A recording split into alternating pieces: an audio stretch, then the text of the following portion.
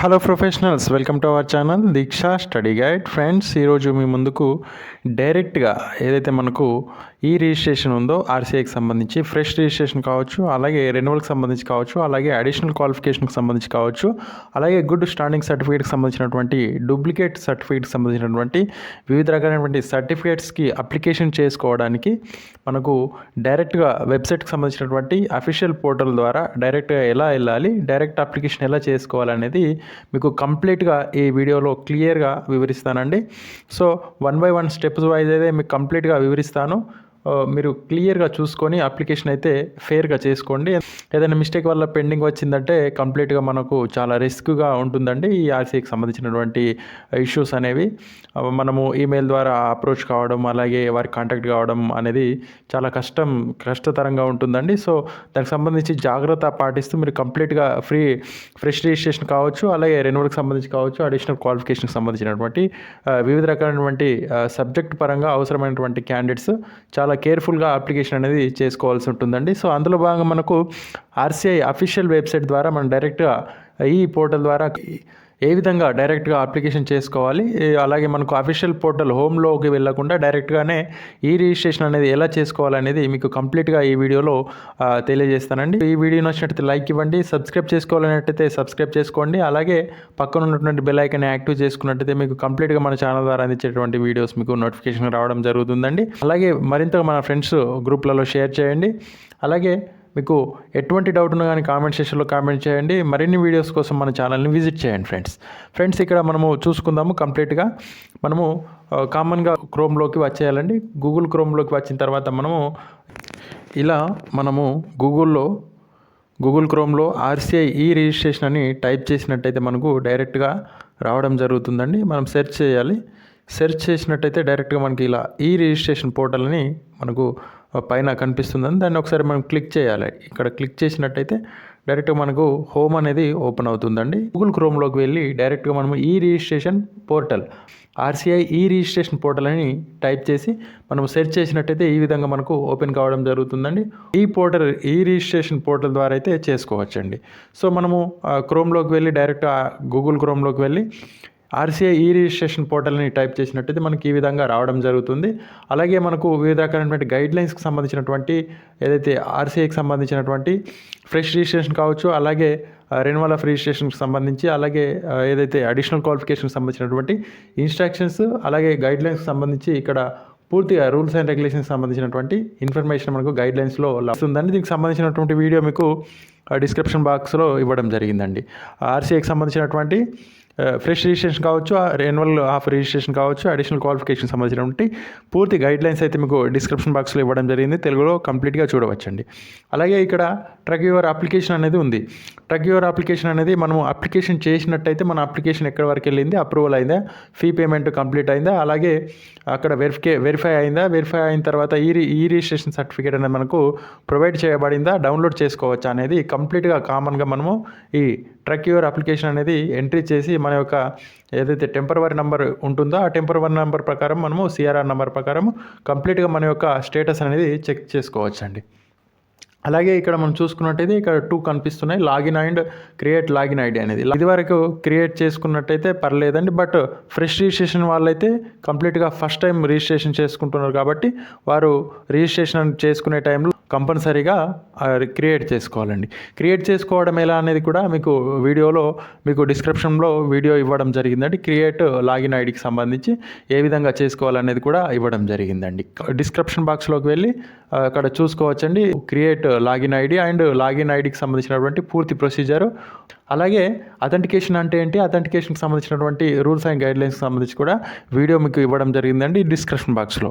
So friends, ఈ విధంగా మనకు ఓపెన్ అయిన తర్వాత మనము లాగిన్ ఐడి కలిగి ఉన్నట్టయితే, లాగిన్ ఐడి మనకు ఉన్నట్టయితే లాగిన్ కావాలి, లేదా అనుకుంటే లాగిన్ ఐడి క్రియేట్ చేసుకోవాలండి. సో మనకు లాగిన్ ఐడి ఉంది కాబట్టి మనము లాగిన్ అనేది ప్రెస్ చేయాలి. లాగిన్ అనేది మనం ఈ విధంగా ఫ్రెష్ చేసినట్టయితే మనకు కంప్లీట్గా మనకు ఈ విధంగా ఓపెన్ కావడం జరుగుతుందండి. మనము ఏదైతే లాగిన్ అయిన తర్వాత ఇక్కడ మనం చూసుకోవచ్చు sign in, email ID, password, show password and number, capture నెంబర్కి సంబంధించి చూడవచ్చు. సో ఇక్కడ మనము ఏదైతే ఫ్రెష్ క్యాండిడేట్స్ ఉన్నారో fresh candidates create login ID ద్వారా మనము లాగిన్ ఐడికి సంబంధించినటువంటి user name and password create చేసుకోవాలి. లేదా ప్రీవియస్ ఇయర్ క్యాండిడేట్స్ ఉన్నట్టయితే వారికి లాగిన్ ఐడి అనేది క్రియేట్ చేసుకోబడి ఉంటుంది కాబట్టి వారు డైరెక్ట్గానే ఇక్కడ లాగిన్ ఐడి ఎంట్రీ చేసి లాగిన్ కావచ్చండి. సో ఫ్రెష్ వాళ్ళు క్రియేట్ లాగిన్ ఐడి ద్వారా లాగిన్ కావడానికి వారి యొక్క పాస్వర్డ్ యూజర్ నేమ్ అనేది క్రియేట్ చేసుకొని ఇక్కడ ఈమెయిల్ ఐడి పరంగా యూజర్ నేమ్ అండ్ పాస్వర్డ్ అనేది ఎంట్రీ చేసి క్యాప్చర్ నెంబర్ ఎంట్రీ చేసి సబ్మిషన్ ప్రెస్ చేసినట్టయితే మనకు ఈ రిజిస్ట్రేషన్ పోర్టల్ యొక్క హోమ్ అనేది ఓపెన్ కావడం అనేది జరుగుతుందండి. రిజిస్ట్రేషన్కి సంబంధించినటువంటి ప్రాసెస్లో భాగంగా మనకు ఈమెయిల్ ఐడి పాస్వర్డ్ అనేది లాగిన్ ఐడి యూజర్ నేమ్ అయితే అడుగుతుందండి. గతంలో మనం కంప్లీట్గా యూజర్ నేమ్ అనేది పాస్వర్డ్ అనేది కంప్లీట్గా మనం క్రియేట్ లాగిన్ ఐడికి సంబంధించి చేసుకున్నట్టయితే వాటిని మనం ఇక్కడ మెన్షన్ చేయాలి.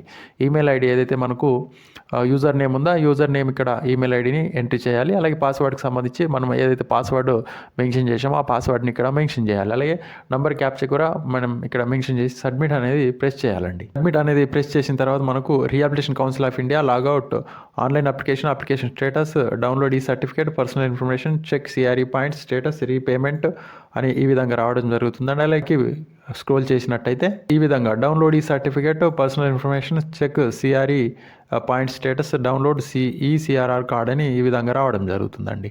సో మనకు కావాల్సింది ఫ్రెష్ రిజిస్ట్రేషన్ కాబట్టి డైరెక్ట్గా మనం ఆన్లైన్ అప్లికేషన్ అనేది డొమైన్స్కి వెళ్ళాలండి. ఆన్లైన్ అప్లికేషన్ అనేది మనం ప్రెస్ చేయాల్సి ఉంటుందండి. ప్రెస్ చేసినట్టయితే మనకు ఈ విధంగా ఆన్లైన్ అప్లికేషన్ అనేది ఓపెన్ అవుతుందండి. ఇక్కడ మనకు ఆప్షన్స్ విధంగా మనకు చూపించడం జరుగుతుంది. ఫ్రెష్ రిజిస్ట్రేషన్ అలాగే రెన్యువల్ అలాగే ఏదైతే మనకు గుడ్ స్టాండింగ్స్ అని సంబంధించి సర్టిఫికేట్స్ ఈ విధంగా కంప్లీట్గా మనకు చూపించడం జరుగుతుందండి. సో మనము ఫ్రెష్ రిజిస్ట్రేషన్ అనేది సెలెక్ట్ చేసుకొని సబ్మిషన్ చేయాలి. రిజిస్ట్రేషన్ అనేది మనము సెలెక్ట్ చేసి సబ్మిషన్ చేసినట్టయితే మనకి ఈ విధంగా అప్లికేషన్ ఫామ్ అనేది మనకు కంప్లీట్గా ఓపెన్ కావడం జరుగుతుందండి. ఏదైతే ఫ్రెష్ రిజిస్ట్రేషన్కి సంబంధించినటువంటి అప్లికేషన్ ఫామ్గా చూడవచ్చండి. వరకు స్క్రోల్ చేసి చూసుకోవచ్చు. ఈ విధంగా మనకు వివిధ రకాలైనటువంటి డొమైన్స్ అనేవి కనబడడం జరుగుతుందండి. క్లియర్గా 1 by 1 ప్రొసీజర్స్ ఇవ్వడం జరిగిందండి. 7 పాయింట్స్ వరకు. అలాగే కిందికి సంబంధించినటువంటి 8 పాయింట్స్లో వివిధ రకాలైనటువంటి అంశాలను కూడా మనకు ఇవ్వడం జరిగిందండి ఫ్రెష్ రిజిస్ట్రేషన్కి సంబంధించి. సో ఇక్కడ క్లియర్గా చూసుకోవచ్చు. 1 by 1 క్లియర్గా స్టెప్స్ వైజ్ అయితే క్లియర్గా వివరిస్తానండి. ఫ్రెండ్స్ మనకి ఇక్కడ మొదటిసారిగా మనము ఫ్రెష్ రిజిస్ట్రేషన్ చేసుకుంటున్నాం కాబట్టి మనకి ఇక్కడ ప్రొఫైల్ ఫోటో అనేది ఉండదండి. ఎందుకంటే మనం ఫ్రెష్ రిజిస్ట్రేషన్ చేసుకుంటున్నాం కాబట్టి అది కంప్లీట్ అయిన తర్వాత మనకు ప్రొఫైల్ పిక్చర్ అనేది రావడం జరుగుతుంది. ఫోటో కాపీస్ని కూడా మనము పాస్పోర్ట్ సైజ్ ఫోటో కాపీస్ని స్కాన్ చేసి 200 KBలో ఫార్మాట్లో మనం కన్వర్ట్ చేసుకొని సేవ్ చేసుకోవాల్సి ఉంటుందండి. మనకు scanned recent colour passport size photo అనేది 200 KB మించకుండా సేవ్ చేసుకోవాలండి. అలాగే ఇక్కడ ఫస్ట్ వన్ చూసుకున్నట్టయితే క్యాండిడేట్స్ నేమ్ టైటిల్ మిస్టర్ అలాగే ఫాదరు మిడిల్ నేమ్ అలాగే లాస్ట్ నేమ్కి సంబంధించినటువంటి ఫస్ట్ వన్ అయితే క్లియర్గా చూడవచ్చండి. అలాగే మనం సెకండ్ వన్ చూసుకున్నట్టయితే ఏదైతే మనకు కరెస్పాండెంట్స్ అడ్రస్కి సంబంధించిన థర్డ్ వన్ చూసుకున్నట్టయితే పర్మనెంట్ అడ్రస్కి సంబంధించినటువంటి అడ్రస్ అలాగే డిస్టిక్ సిటీకి సంబంధించి అలాగే స్టేట్కి సంబంధించి పిన్ కోడ్కి సంబంధించినటువంటి అలాగే అర్బన్ రూరల్కి సంబంధించినటువంటి డీటెయిల్స్ అయితే మనము థర్డ్ వన్కి సంబంధించినటువంటి అంశాల భాగంలో క్లియర్గా చూడవచ్చండి. అలాగే ఫోర్త్ ఎడ్యుకేషన్ క్వాలిఫికేషన్ అలాగే ఇయర్ ఆఫ్ పాసింగ్ సంబంధించి కూడా మనం మెన్షన్ చేయాల్సి ఉంటుందండి. ఇక్కడ కంప్లీట్గా ఏదైతే మనకు క్వాలిఫికేషన్ ఉందో education qualification year of passing సంబంధించి మనము కంప్లీట్గా ఇక్కడ మెన్షన్ చేయాల్సి ఉంటుందండి. ఫిఫ్త్ వన్ చూసుకున్నట్టయితే మనకి ఇక్కడ రిజిస్ట్రేషన్ అప్లైడ్ ఫర్ కేటగిరీకి సంబంధించి సెలెక్ట్ చేసుకోవాల్సి ఉంటుందండి. అలాగే రిజిస్ట్రేషన్కి సంబంధించినటువంటి క్వాలిఫికేషన్కి సంబంధించి ప్రోగ్రామ్ కోడ్ని కూడా మనం సెలెక్ట్ చేసుకోవాల్సి ఉంటుంది. అలాగే ఇన్స్టిట్యూట్ ఆర్ స్టడీ సెంటర్ ఉందో ఆ స్టడీ సెంటర్కి సంబంధించినటువంటి కోడ్ని కూడా మనం సెలెక్ట్ చేసుకొని ఈ ఆప్షన్స్ ప్రకారం మనము సబ్మిషన్ చేయాల్సి ఉంటుందని. అలాగే ఇయర్ ఆఫ్ పాసింగ్కి సంబంధించినటువంటి రీహాబిలిటేషన్ క్వాలిఫికేషన్ ఏదైతే ఉందో దానికి సంబంధించినటువంటి ఇయర్ ఆఫ్ పాసింగ్ కూడా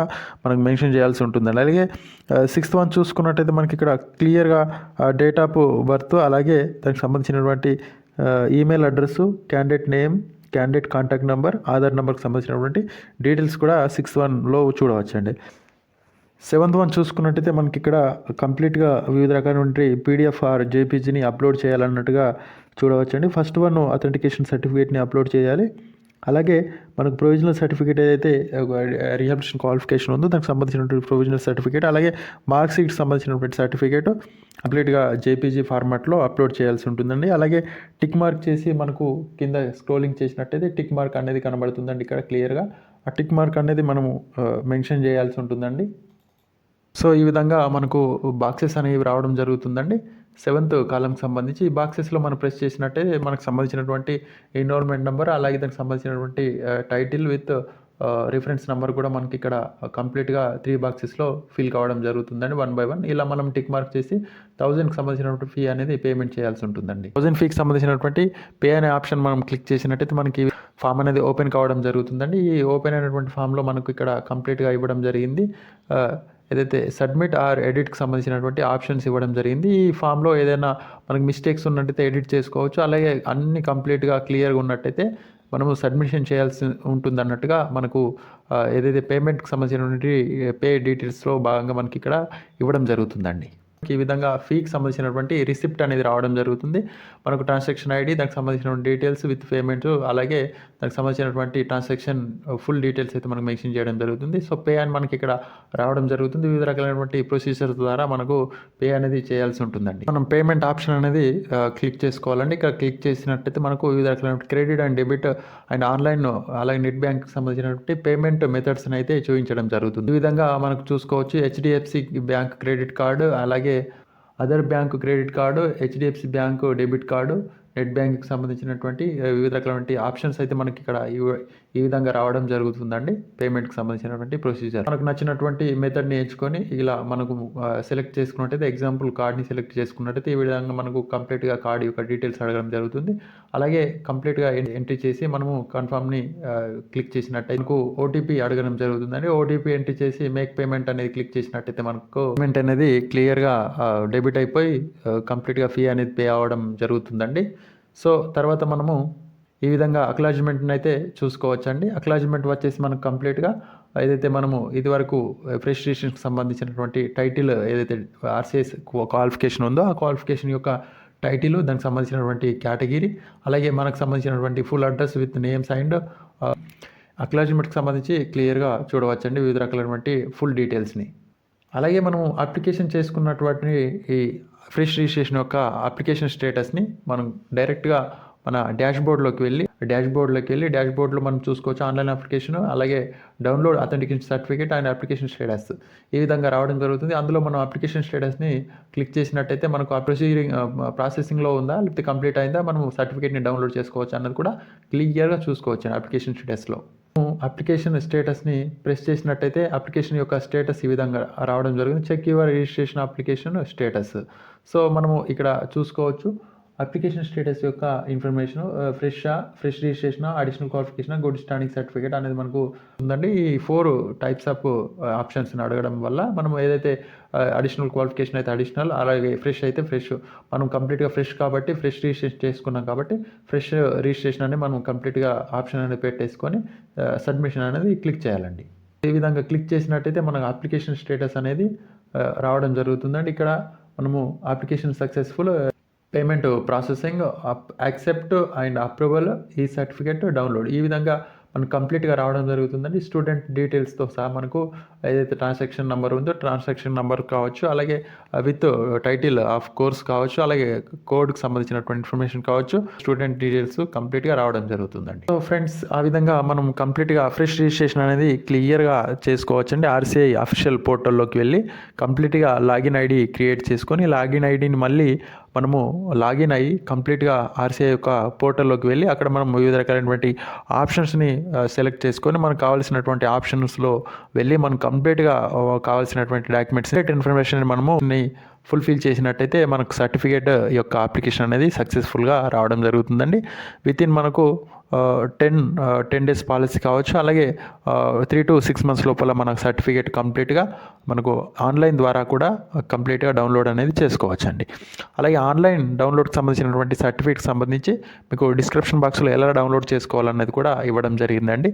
కంప్లీట్గా చూసుకోవచ్చు. అలాగే అక్నాలెడ్జ్మెంట్కి సంబంధించి అప్లికేషన్ స్టేటస్కి సంబంధించి, అలాగే పేమెంట్కి సంబంధించినటువంటి రీపేమెంట్కి సంబంధించి కంప్లీట్గా మీకు వివిధ రకాలైనటువంటి ఆప్షన్స్ని అయితే మనకు వెబ్సైట్లో ఇవ్వడం జరిగిందండి. మీరు కంప్లీట్గా లాగిన్ అయ్యి అక్కడికి వెళ్ళినట్టయితే డాష్బోర్డ్లో వివిధ రకాలైనటువంటి డొమైన్స్ ఇవ్వడం జరిగింది. ఆ డొమైన్స్ ప్రకారం మీ యొక్క అప్లికేషన్ స్టేటస్ కావచ్చు, పేమెంట్ ఫెయిల్ అయితే రీపేమెంట్కి సంబంధించి కావచ్చు, అలాగే మీ CRR పాయింట్స్కి సంబంధించినటువంటి కావచ్చు, అలాగే మీ యొక్క అప్లికేషన్కి సంబంధించినటువంటి CRR కార్డుకి సంబంధించినటువంటి పూర్తి ఇన్ఫర్మేషన్ అయితే అక్కడ ఇవ్వడం జరిగిందండి. మీకు నచ్చినటువంటి ఇన్ఫర్మేషన్ని కలెక్ట్ చేసుకోవడానికి అందులో మీకు నచ్చినటువంటి డొమైన్, మీకు అవసరమైన డొమైన్ సెలెక్ట్ చేసుకొని లాగిన్ అయ్యి పూర్తిగా మీ ఇన్ఫర్మేషన్ మీరు తీసుకోగలుగుతారండి. సో ఫ్రెండ్స్, మీకు ఏదైనా డౌట్ ఉన్నట్టయితే కామెంట్ సెక్షన్లో కామెంట్ చేయండి. ఈ వీడియో నచ్చినట్లయితే లైక్ ఇవ్వండి, మరింత మన ఫ్రెండ్స్కి షేర్ చేయండి friends. Thank you friends. Thank you very much for watching. Please share and comment. Thank you friends.